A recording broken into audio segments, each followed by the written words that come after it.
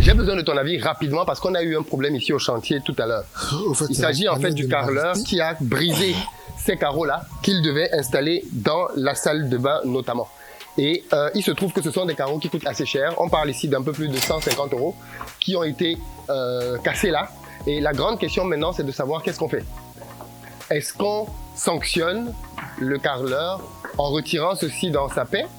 Ou alors on laisse tomber, ça fait partie des accidents de chantier. Vous me dites ce que vous en pensez. Mais sinon, avant cela, comme vous pouvez le constater, l'équipe de l'autre côté est en train à nouveau de mettre les pavés au sol. J'ai fait une précédente vidéo dans laquelle je montrais un peu le type de problématique que vous pouvez avoir sur des chantiers au pays, à savoir que vous vous entendez avec des artisans pour faire un travail et dès que vous tournez le dos, eh bien, ces artisans-là n'hésitent pas à faire autre chose. Il faut faire preuve de fermeté.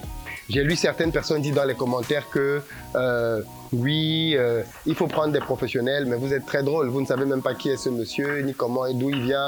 Vous commencez à dire qu'il n'est pas professionnel, sur quelle base. Bref, dans tous les cas, revenons au sujet qui nous intéresse. Je vous disais tout à l'heure que je suis en train de finaliser la construction de nos bureaux ici, au lieu où il y a ce parking. Et donc là, on est pratiquement vers la fin. Je ne vous le montre pas parce que je vais vous montrer à la fin, ok? Puisque de toutes les façons, je voudrais vous faire un peu la surprise. Mais il y a tellement d'aléas ici. Chaque jour, quand on dort et qu'on se lève, il y a des nouveaux dossiers. Donc le dossier aujourd'hui, à part les pavés, c'est ce sont ces carreaux-là. Donc du coup, pour en parler, pour que vous compreniez bien le niveau de travail qu'il y a à faire dans nos pays, je vais discuter avec un de nos responsables ici sur site pour qu'il nous explique, d'après lui, comment est-ce qu'il pense qu'il faut gérer ce problème.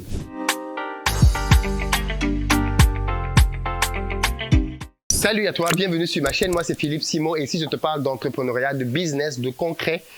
Parce que je suis convaincu que c'est grâce à l'entrepreneuriat qu'on va faire émerger nos pays. Donc, si toi aussi, tu veux faire partie de cette très belle aventure, tu t'abonnes à cette chaîne et tu actives la cloche pour recevoir chacune de nos vidéos comme celle-ci, qui, j'espère, vont te permettre de pouvoir toi-même développer et réussir tes projets. Et si tu as envie de faire des choses en Afrique, alors j'ai une très bonne nouvelle pour toi. Très prochainement, j'organise une série de formations en Occident pour vous partager mon expérience. Comment faire vous aussi pour réussir vos business en Afrique? On est à Montréal le 20 août. À Toronto le 21, ensuite aux États-Unis on a 2 dates, Manhattan le 27, Maryland le 28 et puis bien évidemment Paris le 8 octobre pour tous ceux qui sont en Europe. Pour plus de détails, dans la barre de description, vous avez les liens qui vont bien. Je vous disais en introduction de cette vidéo qu'on a un cas concret de choses qui arrivent dans des chantiers. Des bêtises arrivent, l'erreur est humaine.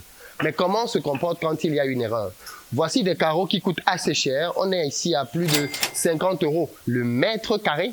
On parle quand même de carreaux qui coûtent relativement cher et que j'ai voulu installer à certains endroits dans le bureau. Et on m'a appelé pour me dire que le carreleur, je ne sais pas ce qu'il faisait, ou alors il était en train de danser le coupé-décalé. Il m'a fait tomber les carreaux et ils se sont cassés. Donc la grande question maintenant, c'est qu'est-ce qu'on fait? Et pour ça, je vais inviter IB, avec qui on va avoir l'échange. Ça va? Ça va bien, monsieur. Ok. IB travaille avec moi, il est interne à l'entreprise et donc il pilote ce chantier. Ça va? Ça va bien, très bien. Tu es sûr? Monsieur. Très bien. Ok, tu es relax là. Très bien. C'est la première vidéo avec moi sur la chaîne. Viens, tu es peut-être en cadre. Là, c'est bon? Ok. Première question. Je t'ai posé la question tout à l'heure, ok? Oui. Et je te la repose maintenant. Qu'est-ce que tu penses qu'on doit faire de ce carreleur qui a cassé ses carreaux? Bon, pour moi, vu qu'il y a eu un accident dans l'exercice de ses fonctions, du coup, je pense qu'il ne doit pas être sanctionné. Parce que sa paye ne vaut même pas pratiquement ces pièces qu'il a cassées. Donc, si on doit le sanctionner, cela va empiéter franchement pratiquement sur ses activités, sur ses horaires de travail. D'accord. Donc, toi, tu penses que... Alors, je précise, il faut être précis là-dessus. On devait lui donner à peu près 150 €, ok? Oui. Pour la pause. Et je lui ai déjà versé plus de la moitié de cette somme, en réalité. Donc, ce qui reste à payer maintenant est à peu près autour de 60-70 €, ok? Et donc, les carreaux qu'il a cassés coûtent à peu près 150 €. Donc, effectivement, s'il faut le sanctionner et qu'il faut appliquer stricto sensus le coût des carreaux qu'il a cassés, non seulement on doit retenir tout son argent, mais on doit retenir son téléphone, retenir sa pièce d'identité, retenir ses vêtements, l'amener au commissariat. Qu'est-ce qu'il faut faire? Si moi je décide qu'il me rembourse tout mon argent, qu'est-ce que je peux faire? Bon, cela, je pense que le plus judicieux, vu que c'est un caroleur, Oui. ce qu'il pourra faire, c'est de vous rendre son service. C'est-à-dire que travailler pour pouvoir compenser ce qu'il a fait, ce qu'il a gâté. Ok, d'accord. Mais s'il doit faire ça, au fait, ça va pas l'arranger parce que il travaille d'abord, il perd en énergie et il gagne rien. Vous voyez que ça, c'est une grande perte physiquement et financièrement. D'accord. Donc, ce qui l'arrange, c'est de casser mes carreaux et de rentrer dormir tranquillement chez lui. Non, mais monsieur, quand vous dites qu'il a cassé vos carreaux, c'est pas fait sciemment. Il avait soulevé une pièce, au fait, ça s'est passé devant moi. Vu qu'il avait soulevé une pièce et qu'il avait déjà étalé une pièce, il avait mis une pièce au sol. Donc, quand il est rentré dans la pièce, après avoir saigné pour l'ouverture de, comment on appelle, des siphons de sol, il est rentré et il a marché sur la première pièce. Au fait, vu que c'est des carreaux vitrés, donc c'est glissant. Quand il a marché sur la première pièce, il a glissé, c'est ainsi que le carreau est tombé. Je dis d'abord même que c'est une chance vu qu'il ne s'est pas blessé. Parce qu'avec les carreaux, une fois qu'un ouvrier se blesse, c'est très dangereux. Ça peut être très très dangereux. Donc je dis d'abord, c'est une chance pour lui. Et maintenant, de votre côté, je demande à ce que vous ne le sanctionnez pas. Parce que vraiment, il a fait un peu trop. Il ne faut pas le sanctionner parce qu'il a failli se blesser. Oui. Parce que s'il se blessait, normalement, c'est nous qui devons le soigner. D'accord. Ah. Donc on dit que c'est une chance d'abord. Alors, s'il se blessait, prenons ce scénario, ok? On doit le soigner, ok? Oui. Mais qui rembourse les carreaux? On le soigne, quand il guérit, il rembourse les carreaux? Ah, mais tout compte fait, c'est que ce qu'on lui doit ne vaut même pas le prix des carreaux. Donc, c'est-à-dire que nous, on va perdre deux fois. C'est-à-dire qu'on va le soigner en un premier point. Et puis, il ne sera pas à mesure de payer. Il devra travailler à nouveau pour pouvoir rembourser ça. Voilà, maintenant, c'est bizarre. Parce que moi, quand je suis arrivé, il était très souriant quand même. Il n'avait pas l'impression d'être quelqu'un qui regrette, qui est gêné. Il était très souriant. Non, mais Toi, tu n'as pas remarqué ça? C'est comme si rien ne s'était passé. Non, parce qu'au fait, quand il a cassé le carreau, il est venu me faire part de ça. Très inquiet. Mais je lui ai dit que c'est un accident qui est arrivé. Donc, du coup. C'est toi qui l'as calmé, en fait. Oui, parce qu'il était très inquiet. Il avait peur même. Il est venu me dire, le boss, il a cassé les carreaux là. J'ai dit non, calme-toi. Tu n'es pas blessé. Il dit non. Il dit ok, Dieu merci, tu n'es pas blessé. Les carreaux là, on va choisir de nouveaux carreaux. Vu qu'on avait des pièces qui étaient là, donc je lui ai dit qu'on allait choisir de nouveaux carreaux. Donc, en fait, c'est toi qui. Ok, d'accord. Donc, c'est toi qui as organisé, en fait. Organisé, vous dites. C'est à cause de toi que quand je suis arrivé, il était très content, très souriant. Comme Non, si mais rien vu n'était que je lui ai passé. redonné le moral. En fait, c'était une chose. Tu lui as redonné le moral. Oui. Parce que c'était une chose pour nous qui ne s'est pas blessé sur le site. D'accord, ok. Bon, maintenant, donc, je te pose la question. Oui, monsieur. Qui paye pour ces carreaux, donc? Ok, on a un budget pour le projet, non? Oui, monsieur. Quand tu fais un projet, tu as un budget. Effectivement. Et tu as un budget pour les carreaux que tu as déjà acheté. Un technicien, donc, te casse tes carreaux. Tu fais comment? Bon, Il n'a monsieur. pas fait exprès, ok? Donc, on fait comment alors? Bon, je pense que cela, c'est coût-la rente dans le coût des imprévus sur un chantier. Oui, parce que lorsqu'on on établit un budget, on prévoit des imprévus. On peut dire que le montant est un peu élevé, mais C'est pas ça mal. rentre dans le coût des imprévus. C'est pas mal, j'avais pas vu ça. Ok, d'accord, donc ça peut entrer dans le coût des imprévus. Oui. Ok, d'accord. Et si le budget des imprévus déborde, on fait comment? Toi qui tiens tant que ça à l'aider, à le soutenir, est-ce que tu es prêt à payer une partie des carreaux? Bon, franchement, sur ce point-là, je dirais oui, mais non à la fois. Parce que si je dois payer pratiquement les 150, comme on appelle, les 150 €, c'est un peu trop pour moi. Voilà. C'est un peu trop pour moi. Maintenant, je dis une chance parce que si l'ouvrier n'a pas payé, prochainement, quand on va l'appeler pour venir travailler, il va venir sans se dire qu'il va venir sans remords. Parce qu'il va venir, il va se dire que vraiment ici, il a fait une bêtise, ils m'ont pardonné. Donc du coup là, je me dois de pouvoir les servir et de répondre en cas de besoin. Voilà. Donc, Maintenant, oui, vas-y, termine. s'il s'avérait que l'ouvrier paye le carreau, vous lui demandez de payer, vous êtes sûr que prochainement, quand on aura besoin de lui, s'il vient, il aura deux conditions. Il vient avec une tête arrêtée, c'est-à-dire qu'il vient pour négocier son prix. Si ça n'arrange pas, il n'y a pas d'humanisme. Il vient, si cela n'arrange pas, il retourne. Dans le cas contraire, il fait votre travail. Ok. Là, on parle de 150 €, ok? Monsieur. S'il avait cassé des trucs qui valaient 1000 €, est-ce que tu dirais la même chose? Non, 1000 € là, ça serait un peu trop. Ça serait un peu trop. Mais pour un ouvrier qui fait un travail de 1000 €, je pense que, personnellement, qu'il peut avoir au moins le tiers ou le quart du montant. Ok. Voilà, du matériau qu'il utilise pour travailler. Donc je pense qu'avec ça, peut-être qu'on peut lui retirer 20 à 15% et puis nous on endosse le reste. Ok. Je sais pourquoi je te pose la question parce que j'ai eu la discussion avec l'électricien. Monsieur. qui doit nous installer les appareils, l'appareillage. OK? Et je lui ai demandé, puisqu'il nous a facturé la filetterie, il nous a facturé la tuyauterie, et il nous a facturé le câblage. Maintenant, donc, pour l'appareillage, je lui dis, bon, comment ça se passe? Et je lui demande, donc, c'est quoi ton tarif pour l'appareillage? On n'a pas beaucoup de lumière là-dedans. Et là, il dit, tu sais ce qu'il m'a dit? Il m'a dit, l'appareillage dépend du prix des lumières. Je lui ai dit, comment ça? Il me dit, mais oui, si j'installe votre luminaire à 500 € ou à 1000 € et que 2 jours après mon installation, ce luminaire quitte le plafond et s'écrase au sol, qu'est-ce que vous allez dire? Vous allez me chercher, n'est-ce pas? Pour que je fasse quoi? Pour que je rembourse votre luminaire. On est d'accord? Et je lui ai dit oui, tout à fait. La logique, je la comprends. Et il me dit donc, moi, quand je veux installer un luminaire, je veux d'abord savoir combien coûte le luminaire. Si c'est un luminaire qui coûte 1000 €, je ne le facture pas comme un luminaire qui coûte 50 €. Parce que derrière, je sais que ma responsabilité est engagée. Et c'est cette notion de responsabilité sur laquelle je voulais attirer ton attention. Quand un technicien travaille pour toi, sa responsabilité est engagée.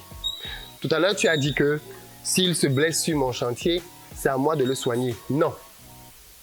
Normalement, s'il a un salarié, si toi tu te blesses, c'est sous ma responsabilité parce que tu es dans l'entreprise. Donc c'est normal. Je veux dire, il t'arrive quelque chose, c'est normal que l'entreprise agisse parce que ça t'est arrivé dans le cadre de ton travail. Enfin, si ça t'arrive ici, hein, si ça t'arrive au quartier, c'est autre chose. Si ça t'arrive ici, c'est dans le cadre du travail. Donc c'est normal que de l'assurance et tout le reste entrent en jeu. Mais les techniciens qui viennent travailler ici, qui ont des sociétés, normalement, ils doivent contracter avec leur société des assurances. Mais la probabilité est grande qu'il n'ait pas d'assurance. Parce qu'ils veulent tout manger eux-mêmes. Après, je peux comprendre que c'est difficile, ainsi de suite. Ça, je peux le comprendre. Mais normalement, un technicien qui travaille sur un chantier doit avoir une assurance. Et cette assurance doit le couvrir lui-même, à titre personnel. Et cette assurance doit couvrir les travaux qu'il fait. Donc, il y a 2 niveaux d'assurance.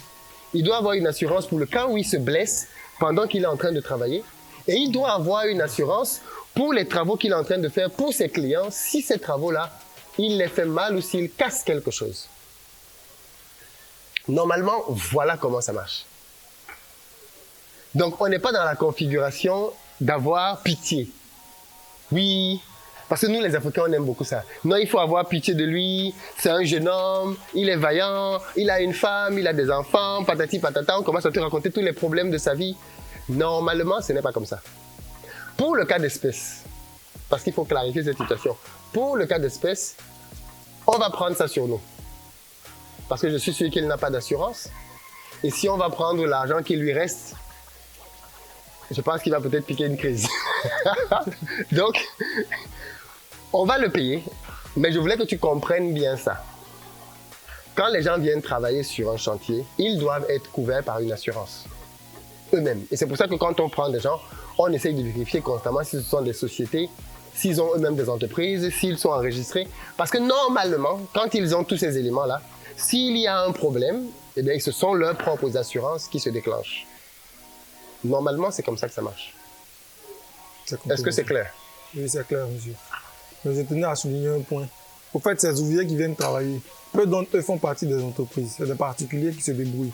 Généralement, et c'est même ce caroleur, c'est un Béninois qui est venu en Côte d'Ivoire dans le but de travailler et avoir quelque chose. Il n'a pas d'assurance. Il est particulier. Il travaille pour gagner son pain chaque jour.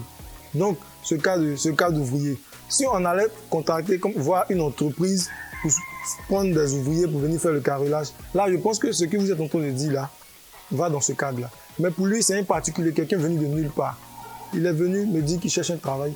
Donc, s'il y a du travail à faire, je lui donne le travail. Et maintenant, dans ce cas-là, comme vous le dites, en Côte d'Ivoire, ici, peu de personnes, peu d'ouvriers sont dans des entreprises. C'est des personnes, c'est des particuliers qui viennent chercher le pain. Ils travaillent en semaine et comme ça, le vendredi, le samedi, ils rentrent chez eux faire leur point. C'est ainsi que les gens travaillent en Côte d'Ivoire ici. Ce n'est pas qu'en Côte d'Ivoire, c'est à peu près partout en Afrique. Les ouvriers, effectivement, ne travaillent pas beaucoup dans les entreprises.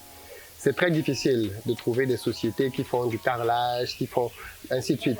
La plupart du temps, même quand des grandes sociétés gagnent des marchés, elles ont une partie du personnel, un peu comme nous, qui font partie de l'entreprise, et une partie du personnel qu'ils vont chercher à gauche, à droite. Et ça pose un vrai problème. Ça pose un vrai problème. Parce que si tu décides de ne travailler, parce que la question que je voulais te poser, c'est parce que c'est toi qui l'as choisi. Pourquoi tu as choisi donc ce jeune homme-là plutôt que de prendre une entreprise? On a d'autres prestataires ici qui sont des entreprises, des gars qui posent des caméras. Il y a d'autres prestataires ici qui viennent faire la prestation au nom de leur entreprise. Ce sont des gens aussi comme toi et moi, des jeunes, mais ils ont une entreprise. Pourquoi tu choisis pour le carrelage de prendre quelqu'un qui n'a pas d'entreprise? Pour l'ouvrage qui est là, une entreprise, solliciter une entreprise, je pense que ça allait être un peu de trop. Parce que nous avons pratiquement 80 à 70 mètres carrés de pause. Une entreprise ne peut pas déployer des ouvriers venir faire ça en plus. Et pratiquement, il a fait ça en pratiquement 4 à 5 jours. Vu qu'on avait déjà un problème d'approvisionnement en matériaux et puis bon, un problème de choix de carreaux. Donc une entreprise ne peut pas déployer des ouvriers qui vont venir attendre à ce qu'on ait le choix des carreaux pour qu'ils puissent avoir les carreaux pour travailler. Raison pour laquelle j'ai préféré opter pour des ouvriers particuliers. Ok, ça s'entend. De toute façon, je ne suis pas contre le fait de prendre des ouvriers particuliers parce que si tu commences à dire que tu ne prends pas d'ouvriers particuliers, parce qu'il y a des gens qui sont très théoriques, si tu commences à dire que tu ne prends pas des ouvriers particuliers, tu vas éliminer beaucoup de gens. Parce que comme toi, je pense que 90-95% des gens qui travaillent dans le domaine du BTP dans nos pays en Afrique le font en freelance. Freelance même, ils n'ont pas d'entreprise. Ils le font eux-mêmes à leur propre compte. Donc il y a une vraie problématique de sécurité derrière. Et je pense que ce problème permet de mettre ça en évidence. Parce que quand il est seul comme ça, il faut savoir que quand il travaille avec une assurance, s'il lui arrive un problème, l'assurance paye. Même s'il meurt, l'assurance paye sa famille derrière. Enfin, officiellement, il est supposé payer. Parce qu'en Afrique aussi, aller chercher l'argent chez les assureurs, c'est autre chose. Mais fondamentalement, c'est à ça que sert une assurance. C'est quand tu travailles. Et puis, je suis même sûr que si on va voir, parfois, c'est même pas si cher que ça. Parfois, tu as des assurances qui te demandent 5 000 par mois, des trucs comme ça. Mais les gars, ils ne sont tellement pas dans cet état d'esprit qu'ils ne vérifient même pas qu'est-ce que les assurances disent et qu'est-ce qu'une assurance peut leur apporter ou leur proposer. Mais fondamentalement, il faut que tu aies cette notion de risque quand même. C'est-à-dire que quand tu prends quelqu'un pour travailler, il faut que tu aies toujours la notion de, par rapport au risque encouru, est-ce que c'est pertinent ou pas de prendre quelqu'un en freelance, quelqu'un qui est tout seul, qui peut faire le travail. Je pense que quand c'est très peu risqué, de la maçonnerie, des trucs comme ça, oui, il n'y a pas de problème. Mais quand ça commence à être un métier un peu risqué, un peu technique, il faut se poser la question quand même avant de décider de prendre quelqu'un en particulier. D'autant plus que si ça se casse, et l'électricien, il a raison. Si les luminaires qu'il pose se cassent, je vais l'appeler. Je peux. Oui. Pour l'électricien, je pense que c'est différent du cas du carreleur. Parce que l'électricien, normalement, qui pose des luminaires, ces luminaires-là ne sont pas censés tomber. Au moins, s'il disait que, en portant les luminaires pour aller les poser, se cassent, là, je pense que ça va dans le cas du carreleur. Parce qu'un ouvrier spécialisé qui pose des luminaires, je pense que ces luminaires-là ne doivent pas tomber. Parce qu'il n'y a pas de contact. Les luminaires seront posés simplement avec des vis. Et si ces luminaires tombent, cela sous-entend que tu n'as pas bien vissé. Et si ça tombe quand tu es en train de passer sur ta tête? Voilà, il y a deux problèmes. Parce qu'il te soigne en un premier point, et puis encore il paye. Qui te soigne? L'ouvrier, l'électricien en question. Donc c'est l'électricien qui va venir te soigner? Oui, parce que le travail a été mal fait. Ah, monsieur. Qu'est-ce que vous en pensez? C'est vrai que c'est un débat, ça devient même philosophique, mais ok. Merci beaucoup. Merci, monsieur. Et j'espère qu'on aura d'autres occasions comme ça d'échanger. Qu'est-ce que vous en pensez, vous, alors, déjà, les carreaux? Est-ce que vous pensez qu'il faut laisser tomber? Moi, voilà, j'ai laissé tomber. Mais est-ce que vous pensez qu'il faut laisser tomber? Est-ce que vous pensez que c'est un mauvais signal si je laisse tomber? Il faut frapper fort. Parce que je sais qu'il y a aussi les gens là, eux, ils ont leur chicotte toujours prête à fouetter. Est-ce que vous pensez qu'il faut frapper fort ou alors non, c'est bon, avoir un peu d'humanisme de temps en temps, c'est pas mauvais. Dites-moi ce que vous en pensez dans les commentaires. Et bien évidemment, le projet avance, le chantier avance petit à petit. Et j'espère que d'ici peu, on se rapprochera de la fin. À très bientôt.